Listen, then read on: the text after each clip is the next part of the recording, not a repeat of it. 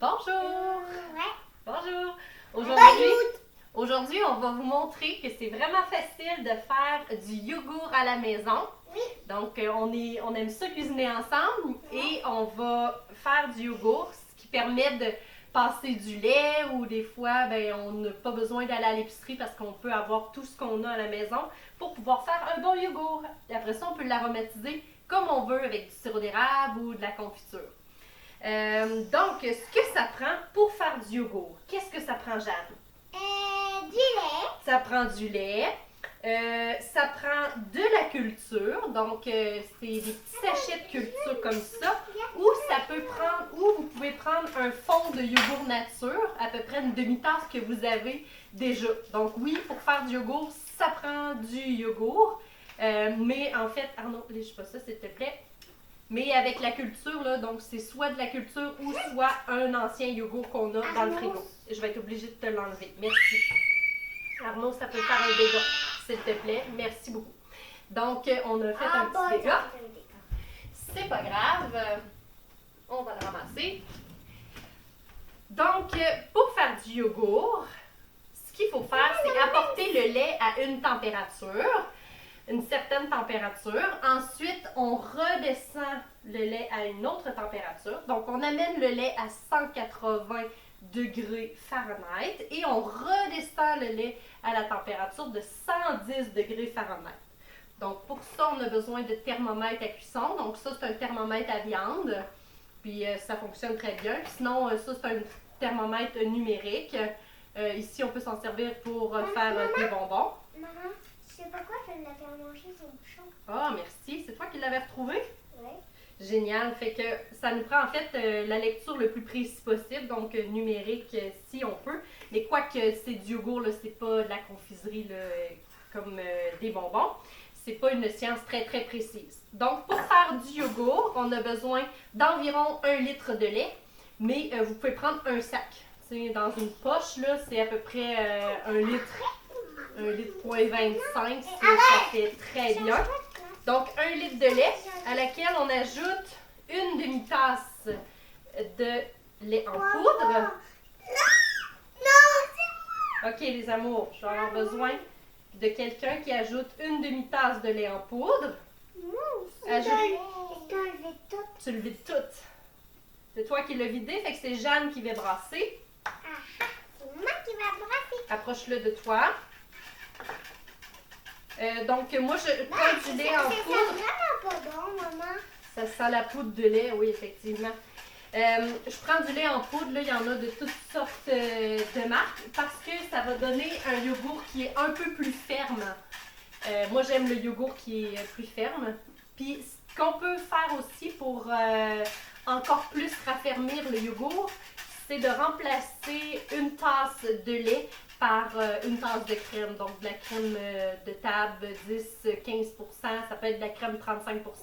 Si on prend de la crème 35%, ça va donner un yogourt un peu plus jaunâtre, puis on va avoir plus tendance à avoir une petite croûte là, sur le dessus, mais c'est normal.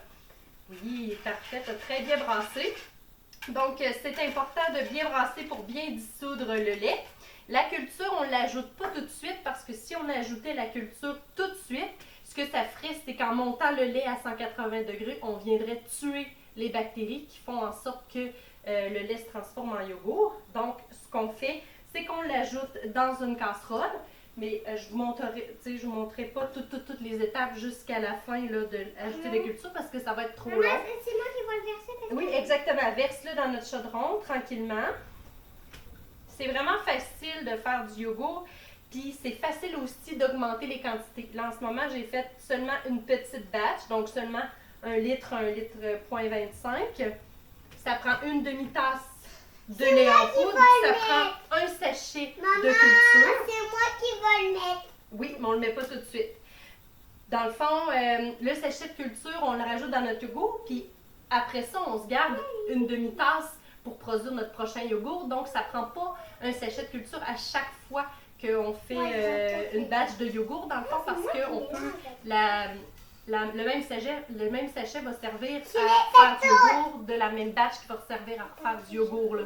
Donc, c'est quand même économique. Si vous avez des enfants, bien assurément, vous avez toujours du lait à la maison, donc c'est des ingrédients qu'on a. Puis le lait en poudre, c'est facultatif. Moi, j'aime ça d'en rajouter parce que ça fait du lait qui est plus consistant. Mais c'est vraiment facultatif, là. Vous n'avez pas besoin d'en mettre à chaque fois. Vous allez l'essayer, vous allez le voir, vous allez faire vos tests à la maison. Puis, ben c'est ça, si on peut doubler, tripler, quadrupler la recette, on peut aussi, mets pas tes mains à l'intérieur s'il te plaît, on peut aussi mettre, il y a une recette qui se fait aussi à la mijoteuse qui permet de ne pas être obligé de surveiller son chaudron, en fait, avec sa température. Quand on connaît un peu Avec notre sa mijoteuse, ben, température. on peut la faire à la mijoteuse aussi. Oui, fait que là, dans le fond, je vais expliquer aux gens, on trempe. On le met sur le four, on prend la température. Quand ça atteint 180 degrés Fahrenheit, on retire le lait du feu. On continue de brasser une fois de temps en temps pour éviter qu'il y ait une peau qui se forme sur le dessus du yogourt. Puis on peut assir notre chaudron dans un bac avec de la neige, avec de la glace pour accélérer le refroidissement. Sinon, on peut le laisser directement sur le feu, il n'y a pas de problème. Et à la fin, une fois que c'est fait, c'est sûr qu'on le fait à feu doux, là, parce qu'on ne veut pas que ça colle, on ne veut pas non plus que ça brûle. Et une fois qu'on a atteint 180 et qu'on a réussi à redescendre la température à 110, 115 degrés, là, à ce moment-là, on rajoute notre culture à l'intérieur, donc notre sachet de culture ou notre yogourt nature qu'on aurait. Maman, c'est comme si ça, là, c'était un crayon. Oui, ça ressemble à un étui de crayon, tu as bien raison. Et Mais pas on brasse pour On bien... dirait un crayon pour dessiner. C'est vrai, on dirait un stylo, hein? Maman, On brasse pour bien Maman. intégrer la culture C'est pas le ou de notre yogourt nature à notre yogourt qui a chauffé. Et Et ensuite... Moi, une orange. Oui, ce sera pas long, je vais t'en donner une. Et ensuite, on l'ajoute dans des pots hermétiques, donc des pots maçons, des contenants hermétiques. Et on le laisse reposer toute une nuit à température ambiante. Si on le met à température ambiante, on peut lui mettre une tuque comme ça pour garder la chaleur. Donc, ça fait en sorte que ça permet de garder au chaud. Ou on peut le mettre dans le four avec la lumière allumée et un bol d'eau chaude. Donc, nos contenants au four, on ne part pas le four évidemment, là, on fait juste garder la température. Et moi, je le laisse une nuit. Comme je vous dis, j'aime avoir du yogourt ferme. Donc, plus on laisse longtemps, maximum 12 heures environ, plus ferme il va être. Et ensuite, ben, on réfrigère pour stopper les bactéries.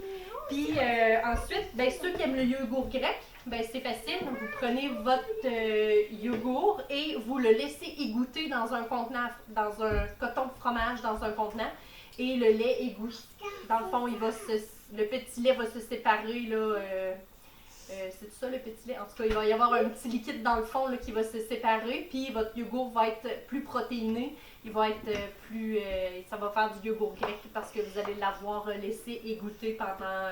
moi, je le fais encore une nuit de temps, là, donc un 8-12 heures là, sans problème pour que ça se transforme en yogourt grec. Puis à partir de là, ben, vous allez avoir votre base de yogourt, donc du yogourt nature que vous allez pouvoir agrémenter avec... Qu'est-ce qu'on met dans notre yogourt, nous?